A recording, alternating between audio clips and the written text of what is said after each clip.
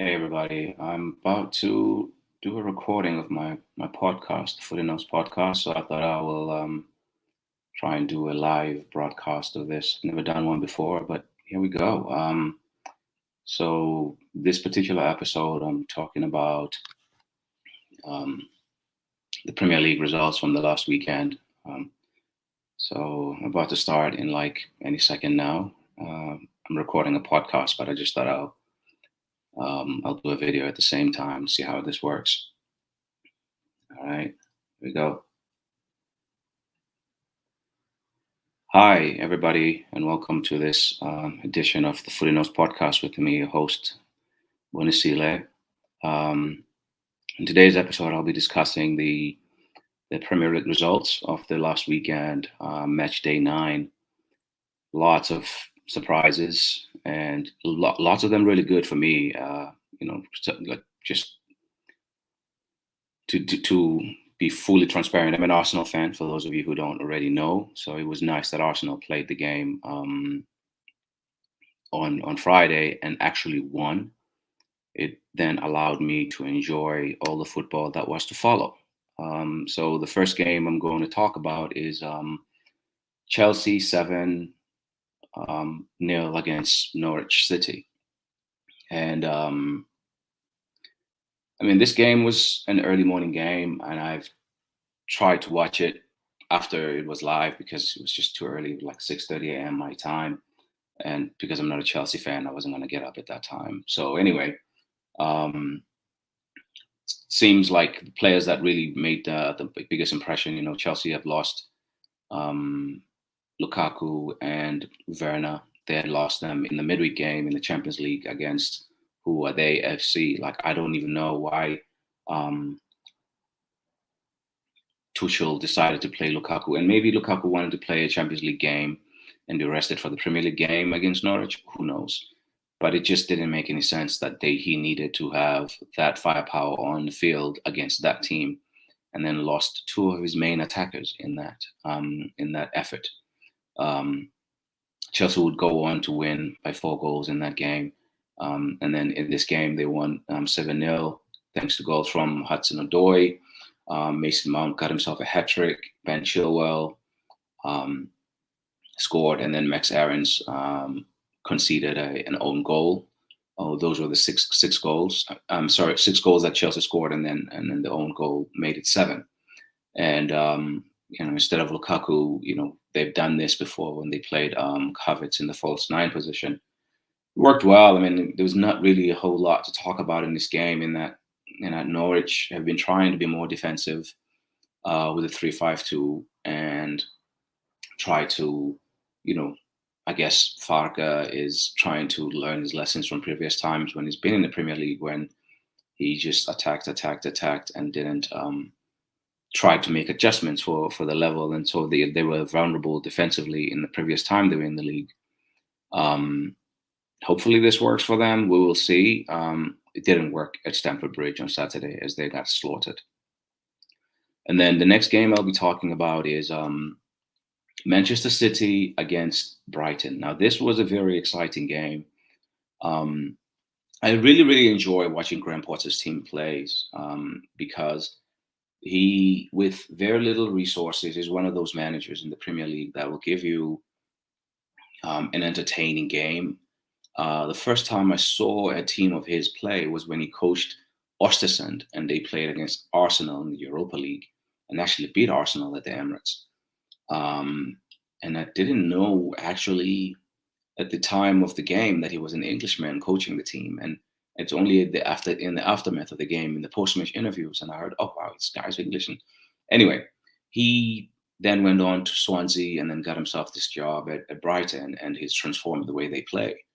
And as I saw as an Arsenal fan, they deserved more than the 0-0 draw, I would say, based on, the general flow of the game they played against us at their place.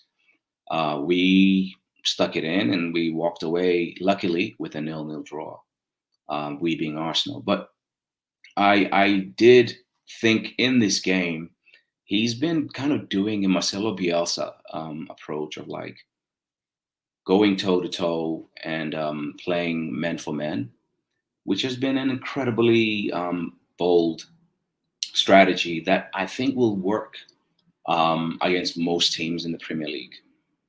And I also think, though, as much as you are, a pressy team, it's also okay at times to just try and sit off and let Manchester City have the ball. Because whilst the man-to-man strategy is good against most teams who are not strong on the ball, I think against a team like Man City and even Liverpool, it might be a bridge too far when the quality of player you have in your team is not as strong as theirs.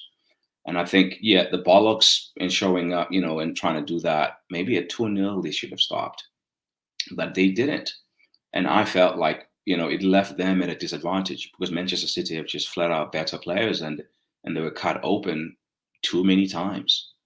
And had City had a striker, a Haaland or a Kane or anybody else, the score would have been higher than a 4-1. Brighton would probably feel, as fans and neutrals would probably feel, 4-1 was maybe harsh. Some people might feel. I think 4-1 was kind of a kind story for them, if I'm being honest, because um, Man City were able to have their way with them, especially in that first half.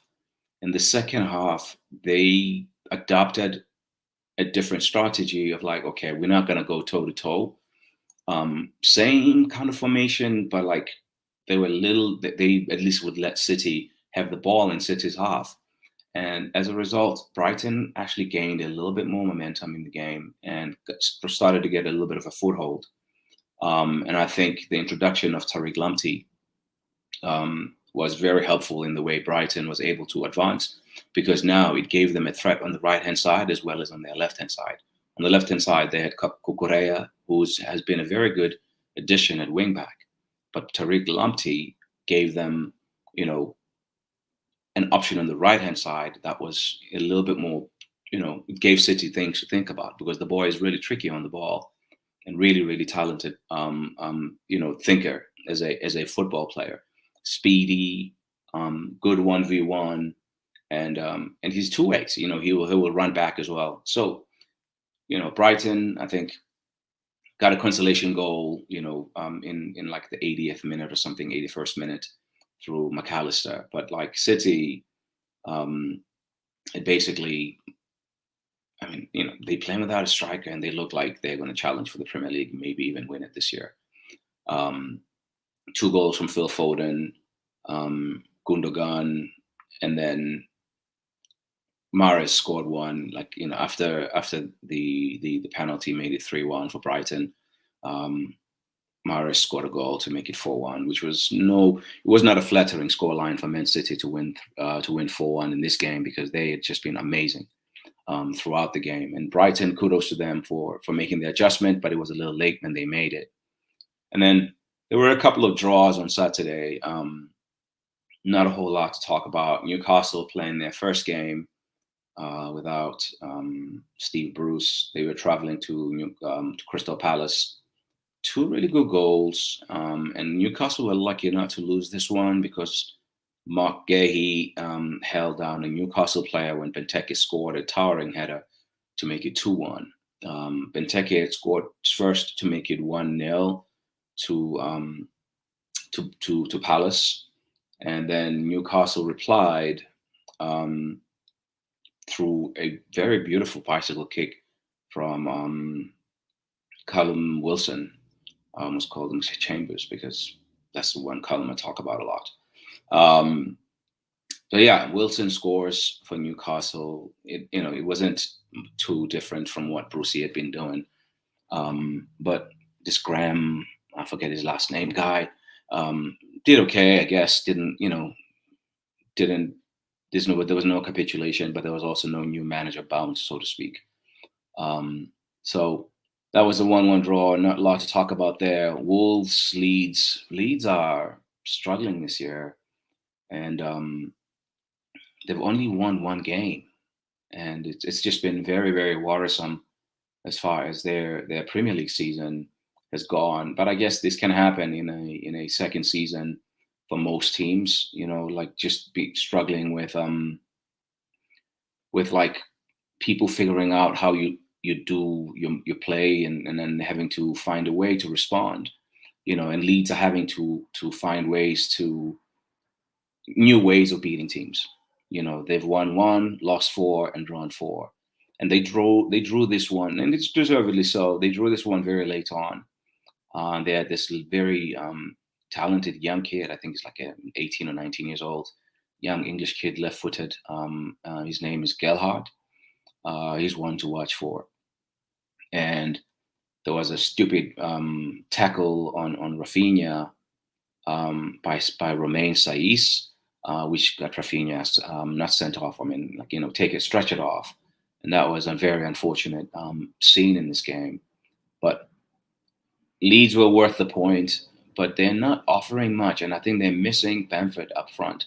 Never thought I would say such a line that a Premier League team would be different and maybe even blunt in the opponent's box without Patrick Bamford, but it shows the signs, the sign of improvement that he has made. Under Marcelo Bielsa's tutelage.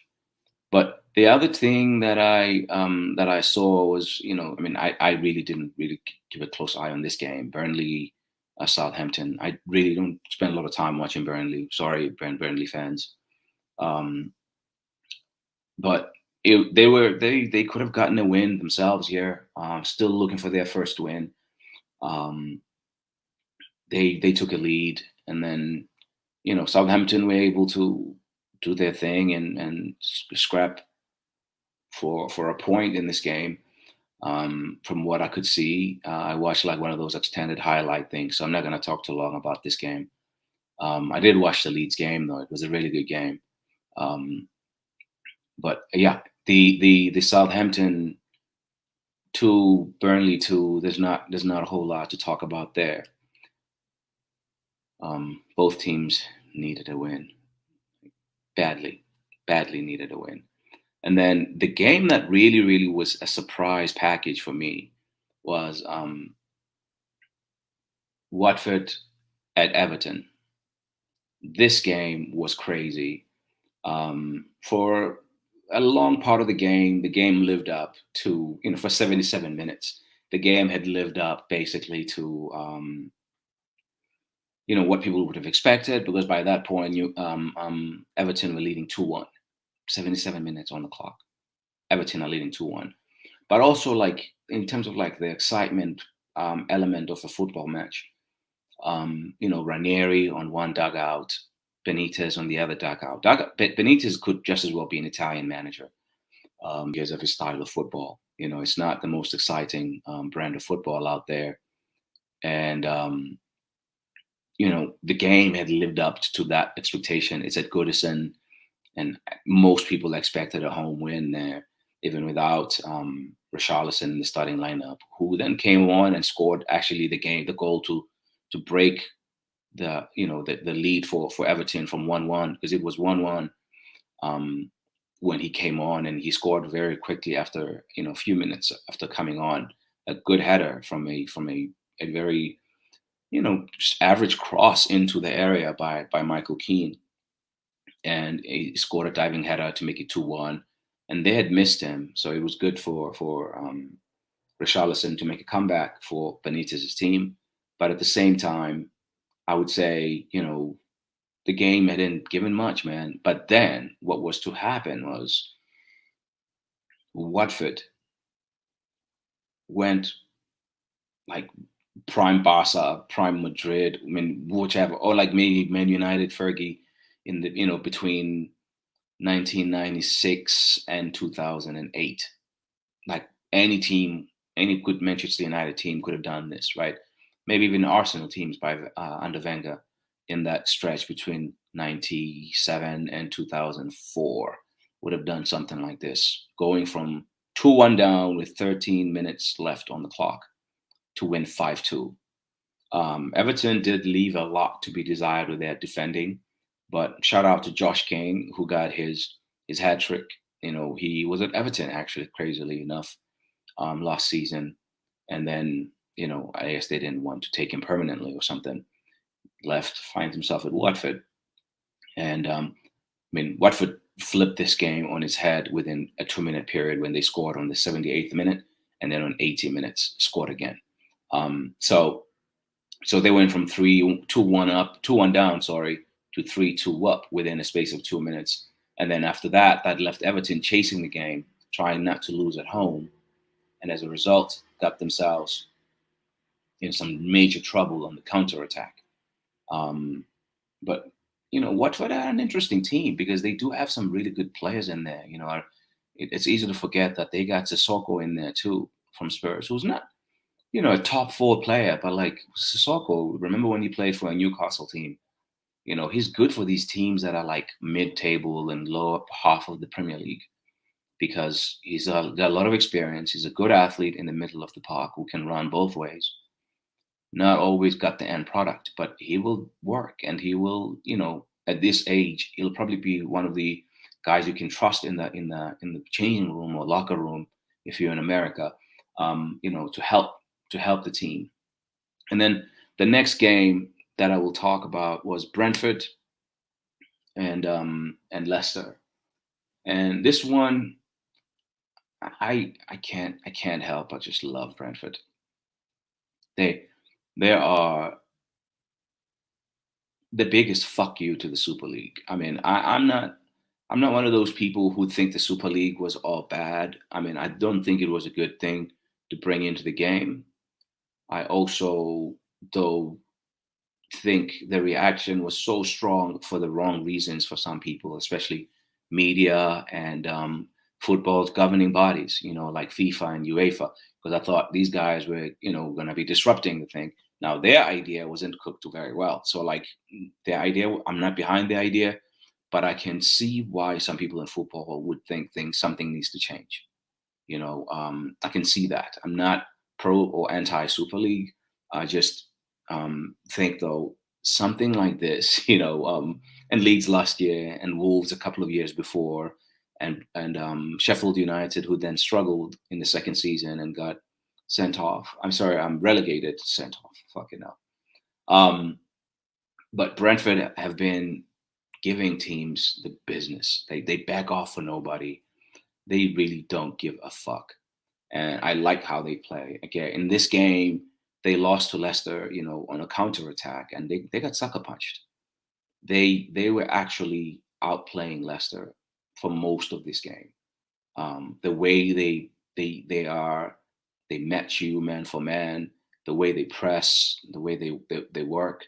But my worry for them is that they're going to run out of legs come Christmas time or January time. That's my only worry for them. But in terms of like their approach and how teams are struggling to play against them, I think they're going to continue to benefit from that for the next few weeks and maybe even months. And if they have a way of, adjusting once teams figure out how to play against them, because right now you're playing everybody for the first time, and people will watch your game plan against them, and then the next time you play them in the second round, it's going to be like, can you do this shit again? And that's what I'm not sure about. But what I'm sure about at the moment, no team outworks them, and that's what I like about their approach to the games. They work as hard, if not harder, than the opponent, and those fans get treated every week they go to a game when Brentford plays. It's really a credit to them. But yeah, Maddison scored the winner on the break after Tielemans had scored. Now that was a moment. Tielemans had scored to open scoring, and like in the 14th minute, a goal worthy of winning any game. If you haven't seen that goal, it's probably a goal of the week, and definitely will be in contention for one of the goals of the season when they do those like top 20 strikes for the season. I think that will be one of the goals because he hit it in the corner, the only space he could have hit it in. He found that space and hit it so hard. And then they scored one of those goals that they score, Brentford, that is, with the central defender Jorgensen in the 60th minute. But then 13 minutes later, Leicester were 2-1 up again because Brentford didn't settle for a point. it's kind of crazy to see how confident these guys are. Because I watch teams who've been in the Premier League for a long time sit back and say, "You have your way, we'll just chill." Um, I've seen them, my Arsenal, sit back against teams like City or Liverpool and still get beat. But these guys are like, we're gonna go down swinging. Any game, bring it. We're going down swinging. No fucks given. And then the other game that was of interest to me as an Arsenal fan was two London rivals, if I can call them that. I don't know. Maybe some of them will think now, hey, we're not rivals anymore because we're close to relegation. But West Ham won, Tottenham nothing.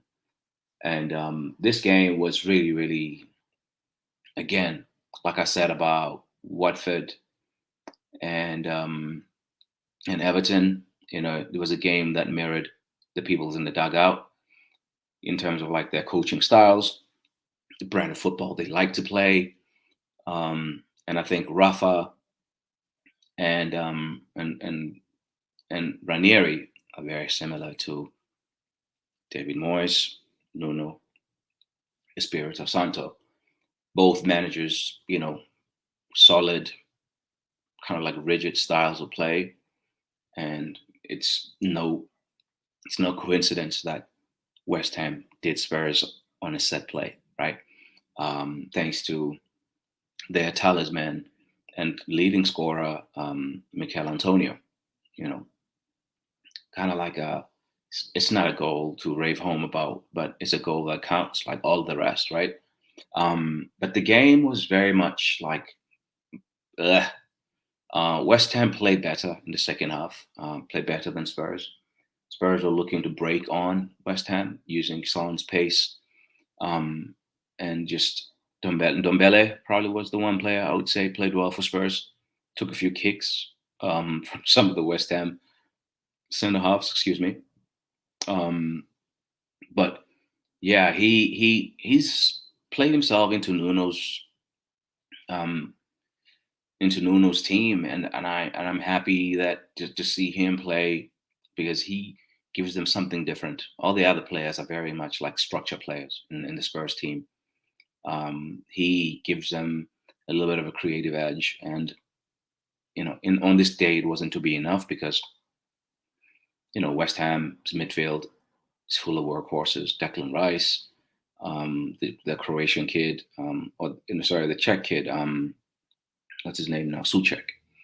Um, and then at the back, Kurt Zuma. Again, like you have players there who are Premier League workhorsemen, and they're experienced, and their coach has them playing and singing out of the same hymn sheet. So West Ham were slightly worthy winners of this game, and I'm fucking happy for David Moyes, man. Like him and Steve Bruce and some of these guys who've been around the English game for a while will get disrespected. I'm always happy to see them show that it's still just football, and we may think that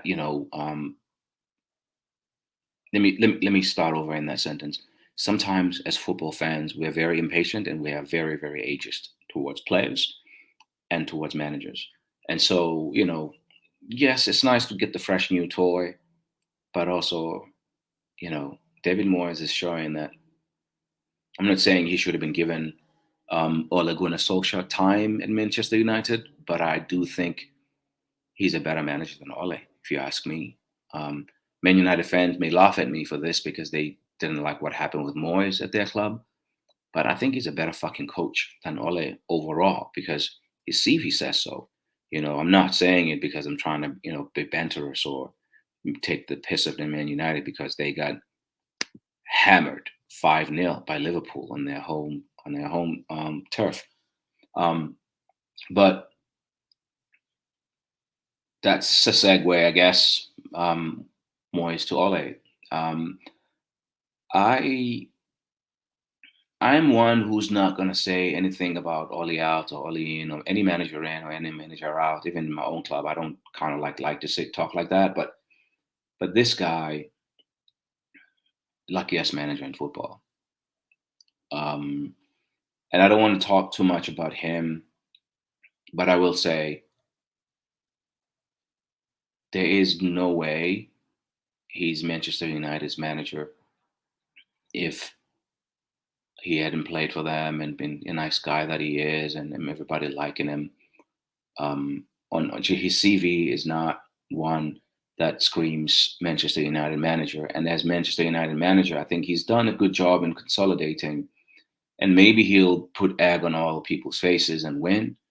But I think whatever he wins, it's going to be more like the players carrying him, almost like Didier Deschamps. Even though I think Deschamps is a better manager than Ole too, but I think Deschamps, like there are some times where managers, they do the man managing thing and let the talent just do its thing, right? But when you are playing against managers who are better than you, it sometimes won't work. Just like I was saying about the man-to-man thing that Leeds do and Brighton are now doing, it works until it doesn't, right? And so being a man manager and all of that, I think it's good at a club like Manchester United. But at the same time, you also need to be tactically be able to battle with the best of them. And in the Premier League right now is getting filled more and more and more with the best of them. And this guy, he's nowhere near, if you ask me. Now, could Manchester United win with him? Yes, because they have a fucking loaded squad. Loaded. This squad, you give it to another manager, would probably be challenging for the Premier League. That's my opinion. The only little wrinkle, maybe just the only little wrinkle, but I think a good manager could work around it, is the pivot, like central midfield, is probably the only little place where you can say, I'm not sure. But this squad is loaded, and he's underachieving with it. But some positive things. Liverpool, um, for the first time in Premier League history, had Manchester United 4-0 down by halftime. Had never happened before. 4-0 down by halftime. Another really cool thing that happened in this game, Mohamed Salah, with his hat trick, became the highest scoring African player in the history of the Premier League, overtaking the great Didier Drogba, who is now on 104 goals, and Salah has gone up to 106. That's the other good thing. And then a few things about the game itself. Liverpool really exploited Manchester United's left hand side, their right hand side, because they had Rashford over there who hadn't played quite a while. But Rashford and Luke Shaw, their relationship defensively was a little bit non-existent. But I will say this of all of the Manchester United forwards. I think Rashford left Shaw exposed, and Shaw is one that kind of like is more attacking than Wan-Bissaka. So Wan-Bissaka was in there as exposed because he doesn't attack as much. But it doesn't mean Mason Greenwood is amazing in backing him as well. But it's just that, Wan-Bissaka is more of a defender and better defender, in my opinion, than Luke Shaw. Doesn't mean Luke Shaw is not a good defender. It just means, like, for me, Wan-Bissaka, what I observe anyway, is that he stays packed. He stays home a little bit more. Doesn't venture forward as much. So Liverpool early on were able to work down that side a lot more. But also, I do think the two Portuguese superstar players left their central midfield exposed because they were not chasing, which meant Liverpool had a 3v2 against Fred and McTominay in midfield. And then on the other side, Mason Greenwood also left Wan-Bissaka a little bit more exposed, but Wan-Bissaka was able to hold his ground a little bit better. And then Paul Pogba got sent off in Granit Xhaka style in a very idiotic fashion. I think maybe he just didn't want any part of this game. Yeah, from that point onwards, though, this is not an excuse as to why Man United lost this game, because by that time, the game was already 5-0. So United didn't lose because Pogba got sent off. In fact, they didn't concede another goal after he got sent off, because I think both teams were like, okay, we won't tackle you if you don't attack us. I think that was kind of like the gentleman agreement on the field from that point on, even though Sadio Mane, when he came on, he did try to get his. But But yeah, good day for all around for everybody who does not like Man United. And now their board is left with a big decision to make here. And for the rest of us who don't like the team or don't care really for Man United, um, long may all this reign continue. But for Man United fans, I don't know where you guys are at. It'd be interesting to hear your comments and your opinions on that topic. But I personally, I'm not too invested one way or another because I'm not a fan anyway. But yeah, um, I'm going to stop here for this one. Interesting trying to record this thing live. Cheers and thank you for your support.